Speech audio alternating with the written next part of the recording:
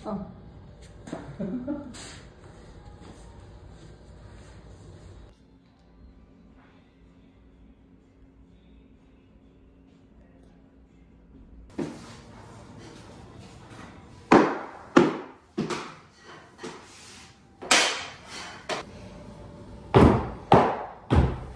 Ayan, malapit nang matapos itong isang kwarto. Ang kanyang flooring, guys.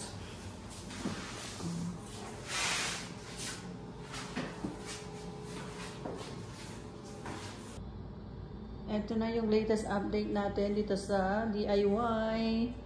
Ayan. Ito yung first bedroom, guys. Natapos na yung flooring. At nailagay na rin ang kanyang pintuan. Lalagyan na lang siya ng doorknob. Tapos, pipinturahan na lang ito, yung dingding niya. Tapos, i-install na lang yung mga plugs. Ayan, mga plugs. Tapos, ayun, yan sa kisame niya. Yun lang, guys. Stay tuned for more updates. Thank you so much for watching. Bye!